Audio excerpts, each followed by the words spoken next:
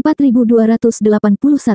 Tiga sosok muncul pada saat bersamaan, melepaskan tekanan mengerikan yang membuat Monian dan yang lainnya tidak bisa bergerak.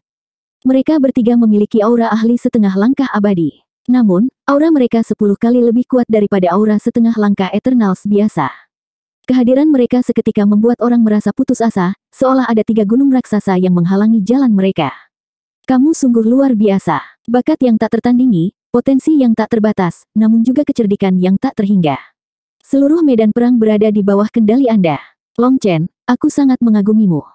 Salah satu dari ketiganya kurus dan tinggi, mengenakan jubah hitam dan membawa tombak aneh di punggungnya. Mungkin tidak pantas disebut tombak karena terlalu tebal.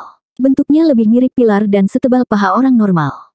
Dengan betapa kurusnya dia, tombak tebal itu terlihat sangat kontras. Mata orang ini setajam elang, sepertinya mampu melihat segalanya. Ketika dia melihat Long Chen, dia merasa seolah-olah dia bisa melihat semua rahasia Long Chen.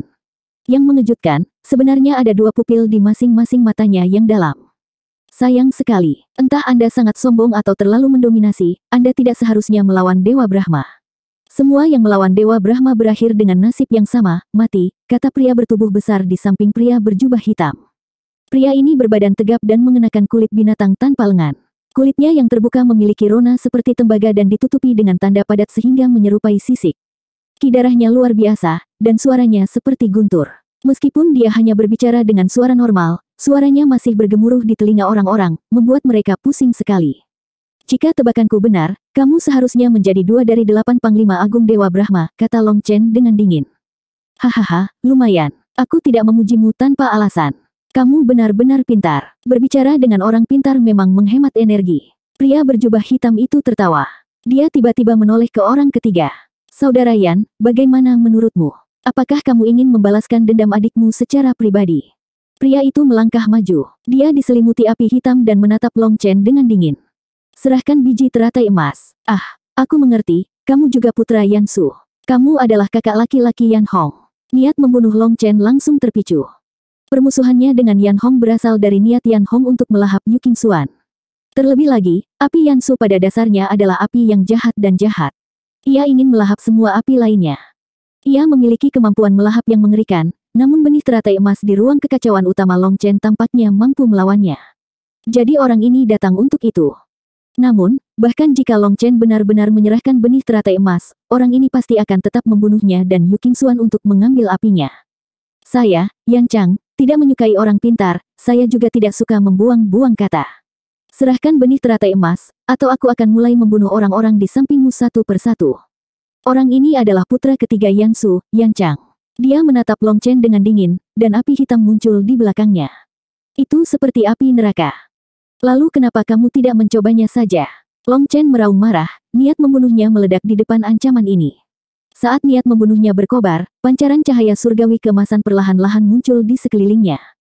Cahaya surgawi keemasan ini berbeda dari cahaya armor pertempuran Raja Naga. Itu sangat lembut, seperti cahaya suci, tidak sombong sama sekali.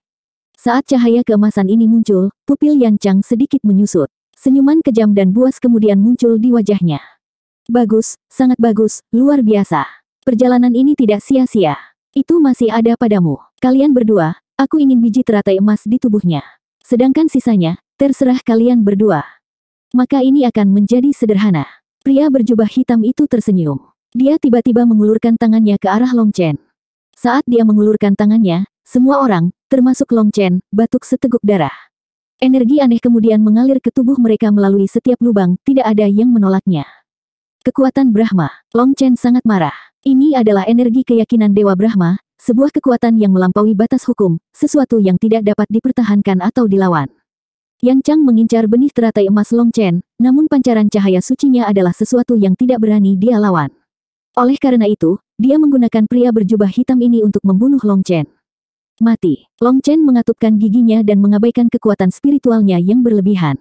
Kuali perunggunya kemudian terbang keluar, menghantam pria berjubah hitam itu. Ketika muncul, 10.000 dao hancur, dan energi keyakinan di atas 10.000 dao langsung hancur. Pria berjubah hitam itu terkejut melihat Long Chen menghancurkan kuali perunggu ke arahnya. Saat berikutnya, lengannya meledak bersama separuh tubuhnya. Apa? Pria berjubah hitam itu berteriak ketakutan dan mundur, darah menyembur keluar dari mulutnya. Separuh tubuhnya yang tersisa dipenuhi retakan, di ambang kehancuran. Pergantian peristiwa yang tiba-tiba ini membuat semua orang di medan perang terkejut. Mereka menatap ketakutan pada kuali perunggu di tangan Long Chen. Mungkinkah? Apakah itu kuali langit bumi yang asli? Orang-orang ternganga, dan mata mereka hampir keluar dari rongganya. Jika itu bukan kuali langit bumi, bagaimana ia bisa memiliki kekuatan mengerikan seperti itu? Mati. Long Chen sekali lagi menghancurkan kuali perunggu ke arah pria berjubah hitam itu. Pada titik ini, Long Chen telah bertekad untuk menghancurkannya sampai mati. Pria berjubah hitam itu terkejut dan dipenuhi amarah. Tombak tebal di punggungnya kemudian menyala, memancarkan cahaya surgawi yang eksplosif dan bersinar di samping semburan energi keyakinan yang sangat besar. Ini adalah senjata surgawi yang abadi dan juga simbol iman yang suci. Auranya ribuan kali lebih besar dari item suci abadi lainnya. Item suci abadi lainnya juga memiliki aura abadi, namun benda tersebut tidak memiliki kekuatan abadi jika penggunanya belum mencapai alam abadi. Tanpa kekuatan abadi itu, mereka tidak bisa melepaskan kekuatan senjata surgawi yang abadi. Namun, ada satu metode untuk mengeluarkan kekuatan ini, yaitu dengan menggunakan energi keyakinan. Praktisnya curang. Boom! Di hadapan tatapan ketakutan yang tak terhitung jumlahnya, kuali perunggu itu menabrak tombak abadi. Kuali kemudian bergemuruh, dan pancaran cahaya surgawi berwarna putih susu meletus ke udara, melenyapkan tombaknya. Namun, ketika kekuatan yang meledak memenuhi dunia ini, Munyan dan yang lainnya langsung mencium aroma kematian yang datang kepada mereka. Tiba-tiba, suara sitar terdengar dan riak aneh menyebar. Saat berikutnya, Long Chen dan kuali perunggu menghilang. Pria berjubah hitam itu terperangkap di tengah riak-riak itu dan langsung lenyap. Adapun Yan Chang dan komandan dewa lainnya, mereka tidak berdaya untuk campur tangan dan melarikan diri dari wilayah inti secepat mungkin. Kita celaka. Munyan dan yang lainnya hanya bisa menyaksikan kekuatan ledakan itu menghantam mereka. Karena makhluk itu langsung membunuh pria berjubah hitam itu, maka tidak ada kemungkinan mereka akan selamat. Tiba-tiba, kekosongan bergetar dan banyak penghalang muncul di depan Dragon Blood Legion. Setelah itu, sosok cantik muncul di depan semua orang. Master, ketika Tang Wan Er melihat sosok itu, dia berteriak kegirangan. 4282. Wanita ini telah memanggil banyak penghalang dengan lambaian tangannya. Saat berikutnya, riak-riak mengerikan menghantam pertahanannya, mengeluarkan suara gemuruh yang eksplosif. Namun mereka tidak dapat melewatinya. Bukan hanya Tang Wan Er yang bersemangat, semua murid Sekte Angin juga berteriak kegirangan. Saat wanita ini muncul, ekspresi Yan Chang berubah. Tiba-tiba, dia mengulurkan tangannya, dan ruang berubah, memungkinkan tangan hitam menjangkau ke dalam Dragon Blood Legion, mengarah langsung ke Yu Qingxuan. Orang-orang Dragon Blood Legion menyadari bahwa mereka tidak dapat bergerak. Saat Yan Chang menyerang, mereka hanya bisa menyaksikan tangan itu jatuh. Tiba-tiba, cahaya dingin menembus udara, dan tangan itu meledak. Riak seperti layar air kemudian muncul di udara bersama dengan seorang wanita berambut pendek yang mempesona. Dia mengenakan armor kulit hitam yang ketat, rambut pendeknya menonjolkan fitur-fiturnya yang mencolok. Namun, wajahnya membuat orang merinding. Dia seperti malaikat maut, pertanda kematian. Auranya yang menusuk tulang membuat kecantikannya tidak penting, hanya menyisakan rasa takut pada orang yang melihatnya. "Siapa kamu?" Yan Chang berteriak dengan marah. Long Chen telah diselamatkan dan dibawa pergi oleh seorang ahli misterius, jadi dia dengan tegas mengalihkan target ke Yu Qingxuan, hanya agar orang ini memotong lengannya. Bulan angin tak berperasaan, Feng Xinyue. Keheningan malam ini, Ye Wusheng. Kedua wanita cantik ini mengumumkan identitas mereka pada saat yang sama dan keheningan menyelimuti dunia. Master Sekte Angin, Feng Xinyue dan Master Sekte Bayangan, Ye Wusheng. Mereka adalah eksistensi yang telah membuat nama mereka terkenal bertahun-tahun yang lalu. Namun, kebanyakan orang bahkan tidak tahu seperti apa rupa mereka. Bahkan para Eternals setengah langkah pun tidak mengenali mereka. Saat keduanya menjadi terkenal, para Eternals setengah langkah ini masih bermain-main di lumpur. Kebanyakan dari mereka bahkan belum lahir. Keduanya telah mengguncang 9 langit saat berada di alam Immortal King. Setelah mendirikan sekte mereka sendiri dengan beberapa murid terpilih, mereka menarik diri dari pandangan publik. Hanya murid-murid mereka yang sesekali menjelajahi dunia dan terlihat oleh orang-orang. Setelah mendominasi eranya masing-masing, mereka disebut sebagai eksistensi yang tak tertandingi. Dapat dikatakan bahwa mereka adalah ahli terkuat pada masanya, cahaya mereka menguasai semua orang yang lahir di era yang sama. Mereka bangkit seperti bintang jatuh. Meski mereka memilih mengasingkan diri, masih banyak sekali cerita tentang mereka di dunia kultivasi. Moniker, The Hairless Wind Moon dan The Shadow of the Night mewakili keseluruhan era. Naga barbar membelah kubah surgawi. Saat itu, suara gemuruh terdengar dan 9 langit terkoyak oleh 2 cakar naga yang sangat besar. Dalam sekejap, semua Eternals setengah langkah yang menyerang Tuan Istana terkoyak, puluhan dari mereka terbunuh dalam satu pukulan. Betapa membosankan. Tidak ada satupun lawan yang layak. Anjing-anjing Brahma, kemarilah dan bertarunglah.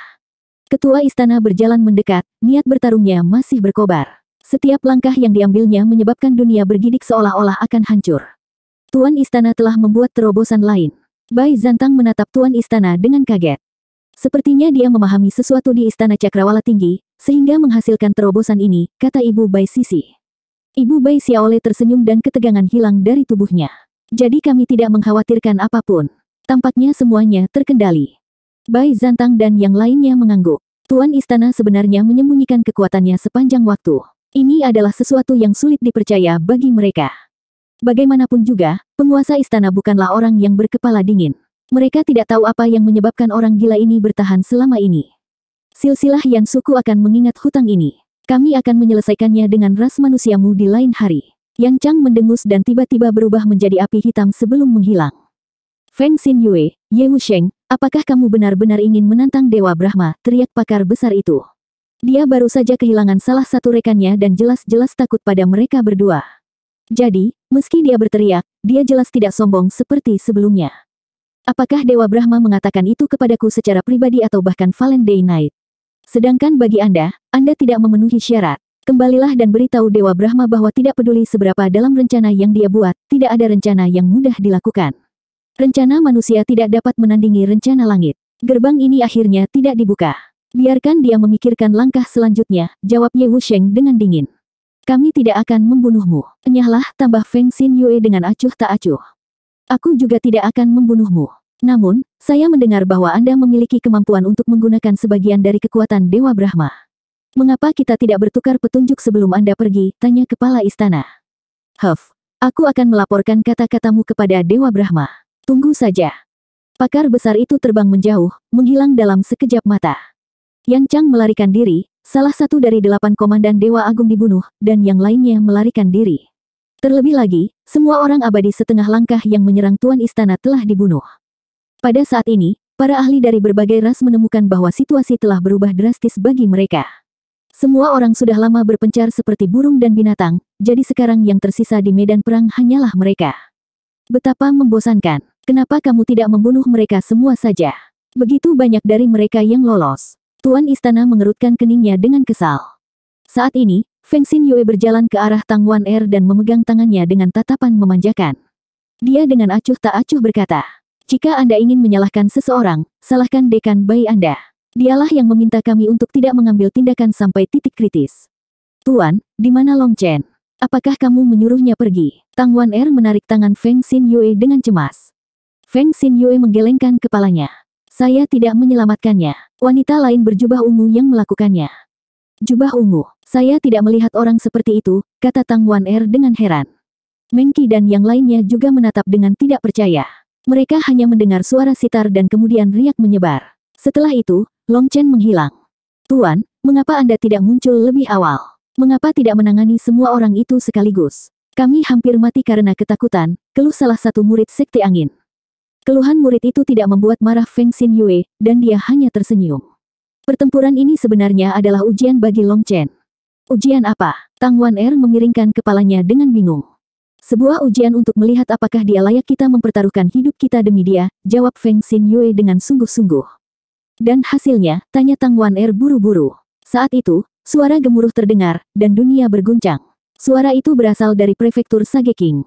Mari lihat, Feng Xin Yue dan yang lainnya membawa mereka kembali ke prefektur Sage King. Para murid kemudian merasakan ruang bergetar sebentar dan menemukan diri mereka berada di inti dalam sekejap mata. Disinilah panggung bela diri berada. Namun, bumi telah runtuh, hanya menyisakan kegelapan yang terlihat. Di dalam kegelapan itu ada sebuah gerbang raksasa dengan retakan kecil namun terlihat jelas di permukaannya. Gerbang ini bergemuruh seolah-olah ada makhluk menakutkan yang mencoba membukanya. Sialan umat manusia, saat gerbang ini terbuka, itu akan menjadi hari kehancuranmu. Tiba-tiba, suara gemuruh yang menakutkan datang dari sisi lain gerbang.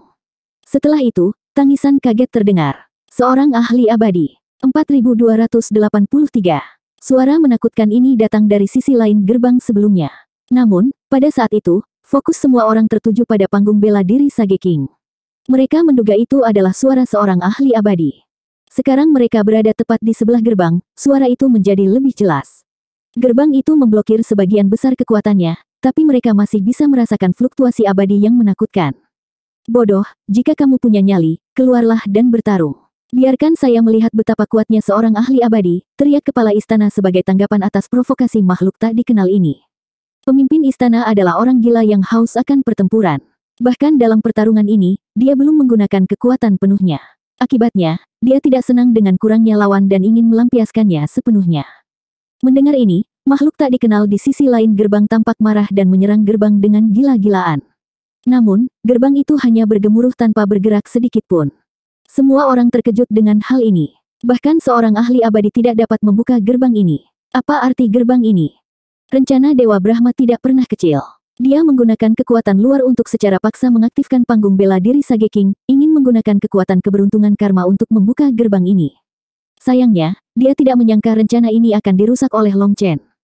Gerbangnya hanya terbuka sedikit, menyebabkan primal chaos ki tercurah, memenuhi 9 langit.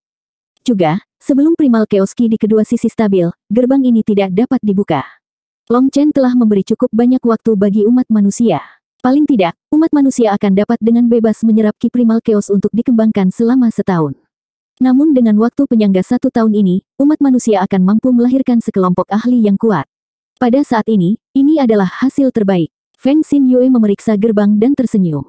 2 benda dewa kekacauan utama telah muncul, kuali langit bumi dan sitar iblis surgawi. Yang lainnya mungkin akan segera muncul. Era baru akan datang, para jenius yang kuat akan bangkit dan bertarung.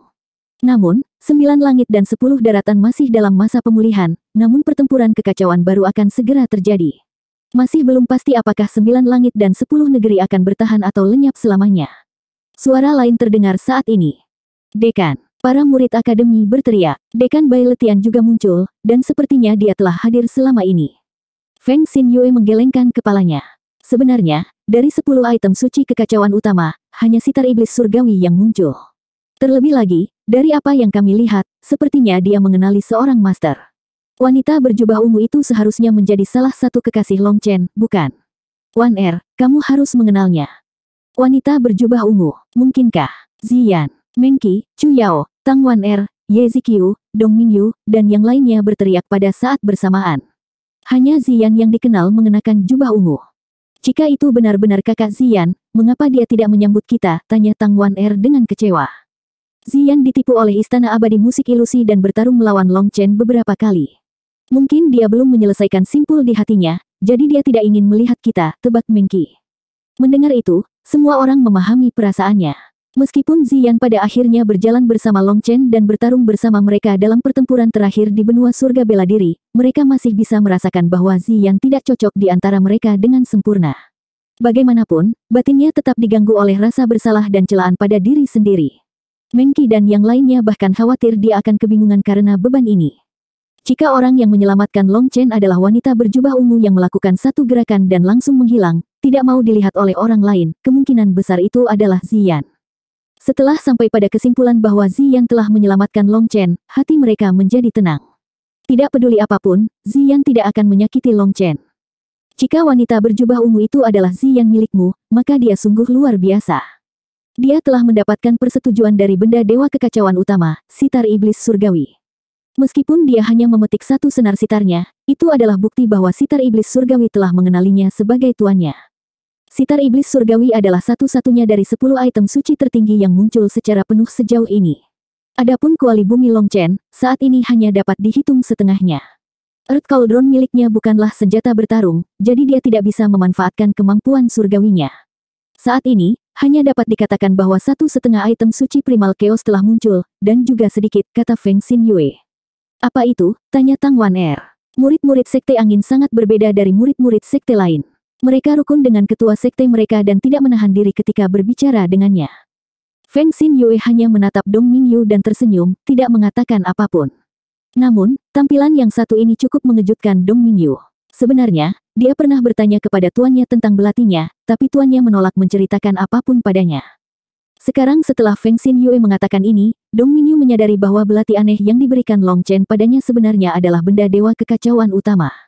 Namun, kemungkinan besar itu hanya sebagian dari aslinya.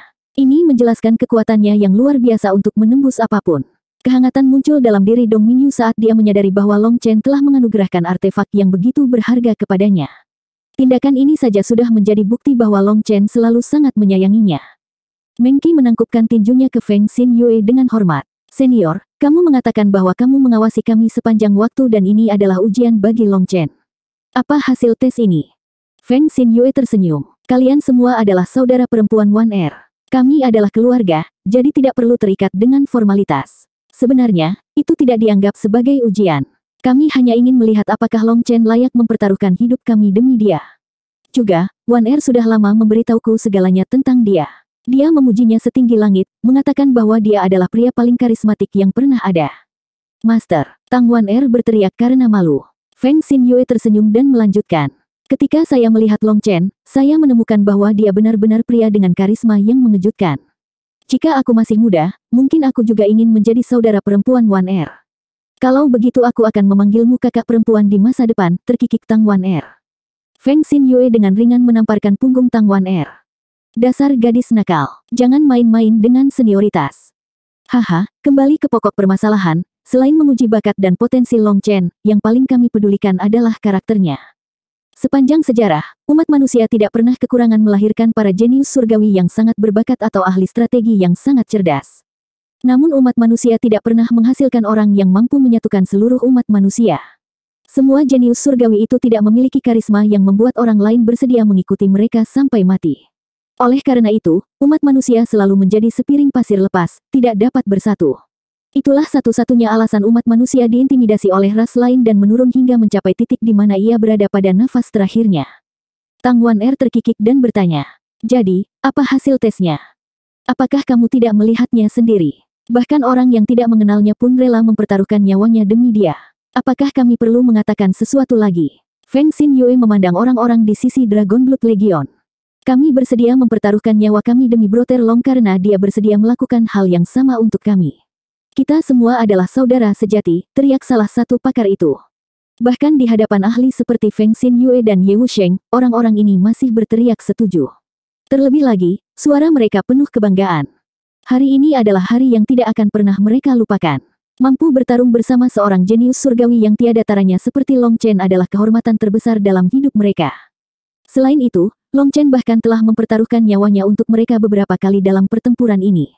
Pada akhirnya, dia mempertaruhkan segalanya untuk melindungi mereka, sehingga mereka sepenuhnya dimenangkan oleh Long Chen dan bersedia mempertaruhkan nyawa demi dia juga. Sialan umat manusia, jika kamu punya nyali, masuklah ke sini dan ayo bertarung. Raungan makhluk hidup yang menakutkan itu sekali lagi datang dari sisi lain gerbang. Sepertinya pembicaraan mereka terlalu berisik sehingga mengganggu. "Kamu berisik," Mo Nian mendengus dan tiba-tiba memasukkan busurnya. Sebuah anak panah kemudian menembus celah di gerbang. 4284. Anak panah Mo Nian melesat menembus celah di gerbang. Berdengung, anak panah itu langsung terlempar oleh angin astral yang menakutkan, tetapi saat anak panah itu dihancurkan, sebuah benda seperti jarum pinus menembus celah tersebut. "Ah, bocah ras manusia sialan!" Raungan keras terdengar dari sisi lain gerbang. Tidak diketahui apa yang telah dilakukan Mo Nian hingga membuat marah makhluk hidup itu. Meski mereka tidak mengetahuinya, orang-orang masih takjub karena Mo Nian berhasil menyerang makhluk hidup itu melalui gerbang.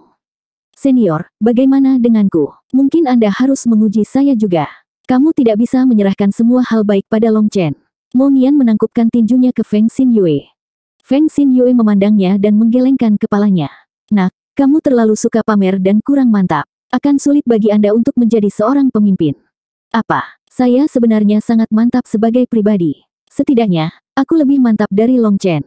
Lihat saja, saya hanya punya satu tunangan. Saya belum pernah berkeliling memetik bunga seperti Long Chen." Mo Nian menepuk dadanya dengan bangga. "Itu karena kamu tidak memiliki kemampuan. Hanya Liu Zonying yang tidak membencimu, jadi jangan bersikap seolah-olah kamu adalah orang suci," geram Tang Wan Er. "Di benua surga bela diri, bukankah kamu mencoba merayu Ye Lingshan? Apakah kamu lupa pesan yang dia berikan padamu? Selama kamu baik-baik saja, itu seperti guntur musim semi. Apakah kamu benar-benar tidak menyadari dirimu sendiri? Sial, orang itu benar-benar bukan saudara yang baik. Dia bahkan memberitahumu tentang ini." Mo Nian langsung merasa malu. "Kamu mempunyai hati yang jahat, dan nyali yang jahat, tetapi tidak memiliki kemampuan yang jahat. Dan Anda berani mengkritik Long Chen kami. Menurutku, kamu adalah pengaruh buruk. Aku akan memberitahu Long Chen untuk memutuskan hubungan denganmu," kata Tang Wan Er dengan kejam. Melihat Mo Nian dipermalukan oleh kata-kata tajam Tang Wan Er, Meng Qi dan yang lainnya tertawa terbahak-bahak. Namun, jauh di lubuk hati, mereka semua tahu bahwa Mo Nian hanya bercanda. Bagaimanapun, ikatannya dengan Long Chen mirip dengan ikatan saudara sejati. Hanya Tang Wan Er yang menganggapnya terlalu serius. Feng Xinyue berkata, sebenarnya, bakatmu tidak kalah dengan Long Chen, dan karaktermu tidak seburuk itu. Namun, kamu kurang berani dan karisma seperti Long Chen. Meski begitu, hal ini tidak bisa disalahkan pada Anda. Mengingat Anda mengikuti immoral Daois itu, wajar jika Anda mewarisi warisannya.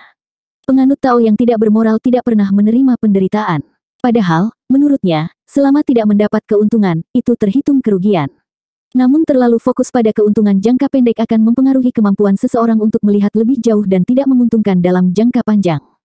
Kamu benar sekali. Orang tua itu, dia terlalu picik dan tidak bermoral. Dia penipu kecil, penjahat tak tahu malu.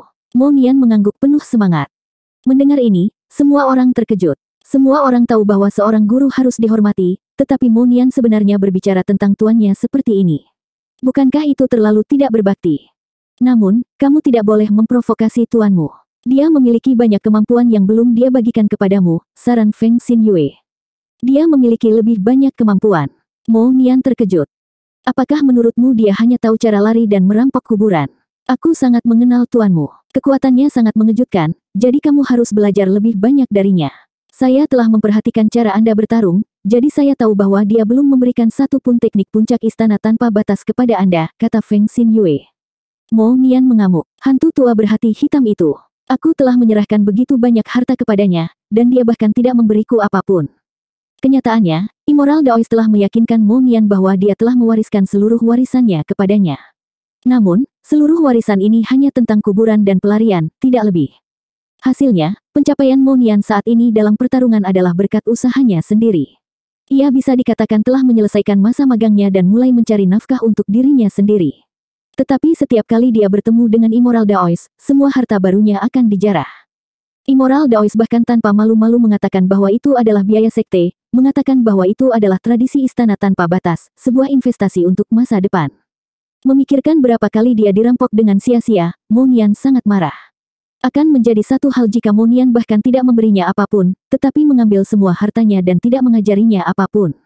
Sekarang, Mo Nian merasa dia berada di ambang ledakan. Senior, ada apa di balik gerbang ini? Tanya Mo Nian. Gerbang ini mengarah ke dunia planar lainnya. Selain ras manusia, dunia memiliki ahli dari semua ras lain, kata Feng Xinyue. Tidak ada ras manusia di dalamnya. Apakah kamu mengatakan? Ya, di dunia itu, umat manusia telah dimusnahkan. Untungnya, Long Chen telah menghentikan pembukaan gerbang, yang pada dasarnya memberi umat manusia waktu 1 tahun untuk bersiap.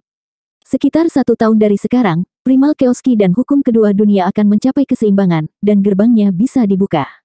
Ketika saatnya tiba, umat manusia akan menghadapi para ahli menakutkan dari berbagai ras. Saya harus mencatat bahwa mereka adalah para ahli yang lahir dan besar di dunia dengan hukum yang lengkap dan ki primal Chaos yang melimpah. Mereka punya keuntungan besar dibandingkan kita. Di ranah yang sama, mereka memiliki keunggulan mutlak. Meski begitu, Long Chen telah memberi kita waktu 1 tahun, jadi semua orang harus menghargai kesempatan ini dan berkultivasi dengan keras. Jika tidak, ketika gerbang terbuka, umat manusia akan dibantai, Feng Xinyue memperingatkan. Ziqiu. Saat itu, sebuah suara terdengar. Ketika mereka mendengar suara itu, sensasi dingin mencengkeram jiwa semua orang, membuat mereka merasa seolah-olah berada di ambang kedinginan. Ye Ziqiu gemetar. Dia kemudian menoleh ke Mengqi dan yang lainnya dengan sedih. Tuanku memanggilku.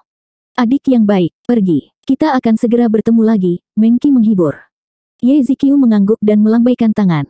Setelah itu, dia terbang ke arah tertentu. Yu kecil. Ye Wusheng memandang Dong Mingyu dan memanggilnya juga. Dong Mingyu dengan ragu keluar. Dia ingin tinggal, tetapi pada akhirnya, dia masih mengucapkan selamat tinggal kepada Mengqi dan yang lainnya dengan penuh air mata. Para murid sekte bayangan tidak mengatakan sepatah kata pun dan hanya pergi ke sisi Ye Wusheng. Tidak ada yang melihat apa yang dilakukan Ye Wusheng, tetapi semuanya tiba-tiba menghilang ke udara. Semua orang baru saja bersatu kembali, tetapi mereka harus berpisah lagi. Meskipun mereka tahu bahwa Long Chen baik-baik saja, mereka tetap sedih. Kakak, kita juga harus pergi. Dengan primal Keoski yang memenuhi dunia ini, altar ras Undying Willow kita dapat diaktifkan. Kita harus maju ke alam World King di sana, kata Liu Ruyan kepada Chu Yao. Chu Yao mengangguk. Baik Mengqi dan Chu Yao meneteskan air mata, merasa tidak berdaya. Long Chen telah mempertaruhkan segalanya untuk mengamankan tahun berharga ini bagi umat manusia. Mereka tidak bisa menyia-nyiakannya. Pada akhirnya, mereka pergi sambil menangis. Liu Ruyan memimpin para ahli ras kematian pergi, dan Meng Qi juga tanpa daya mengucapkan selamat tinggal kepada Tang Wan Bai Sisi, Yu Qingxuan, dan yang lainnya. Dia memohon pada Bai Sisi dan Yu Qingxuan untuk menjaga Long Chen sebelum pergi bersama Cloud. Saudaraku, mari kita bertemu lagi. Pertama, aku akan menyelesaikan masalah dengan hantu tua itu. Saya akan memaksanya untuk menyerahkan teknik terbaiknya. Tunggu saja, lain kali aku kembali, itu adalah kembalinya raja. Keempat lautan akan tunduk. Aku tidak akan membiarkan Long Chen menonjol sendirian. Mo Nian juga dengan cepat pergi.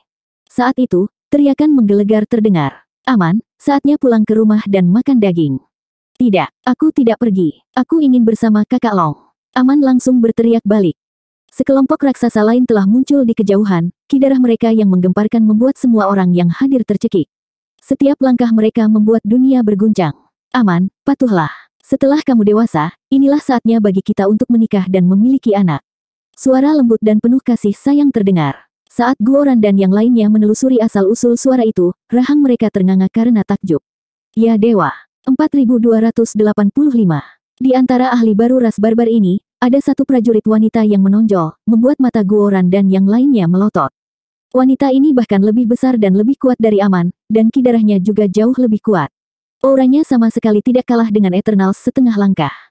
Meskipun dia sangat besar dan kuat, sosoknya masih proporsional. Jika dia menjadi manusia berukuran normal, dia akan dianggap cantik. Namun, ki darahnya yang luar biasa membuatnya tampak seperti seekor naga liar yang tertidur di dalam tubuhnya, membuat orang-orang terpesona dan terlalu takut untuk mendekatinya. Aman sepertinya langsung menjadi pengecut saat melihat wanita ini. Dia kemudian bersembunyi di balik Dragon Blood Legion, sambil berteriak. Aku tidak akan kembali. Aku ingin bersama kakak Long. Aman yang perkasa dan gigih yang telah mengguncang 10.000 ras kini seperti anak kecil yang membuat ulah, membuat banyak orang terdiam. Dan di mana kakakmu Long? Tanya wanita itu. Adikku Long. Kakakku Long adalah. Aman tidak tahu bagaimana menjawabnya. Aman, dengarkan. Kakakmu Long harus pergi. Begitu dia kembali, kita akan menemukannya bersama. Anda juga melihat bahwa dengan kekuatan Anda saat ini, Anda masih belum bisa banyak membantu kakak Long Anda. Anda perlu makan lebih banyak, tidur lebih banyak, dan tumbuh menjadi pria yang kuat. Hanya dengan begitu kamu bisa menghajar orang jahat. Wanita itu menghibur dengan lembut seperti berbicara kepada anak kecil. Dia juga melirik Guoran dan yang lainnya, membuat mereka mengerti apa yang sedang terjadi. Posisi Aman dalam ras barbar sangat khusus, dan tidak ada yang bisa memaksanya melakukan apapun. Oleh karena itu, mereka harus menasihatinya untuk kembali ke ras barbar. Long Chen telah membelinya selama setahun, dan tidak ada yang boleh menyia-nyiakan waktu ini. Bagaimanapun, lingkungan kultivasi terbaik Aman adalah di tanah ras barbar. Aman, dengarkan kakak perempuan ini. Kembalilah sekarang, dan ketika bos kembali, kami akan datang mencarimu. Pergi dan makan daging terbaik. Kita akan segera bertemu lagi, kata Guoran. Benarkah? Jangan menipuku. Mereka selalu menipuku, mengatakan bahwa mereka akan membawaku ke Brother Long besok, tapi hari esok tidak pernah datang. Aman tiba-tiba mulai menangis. Sepertinya dia sedang melampiaskan semua kesedihannya. Guoran dan yang lainnya merasa tidak enak.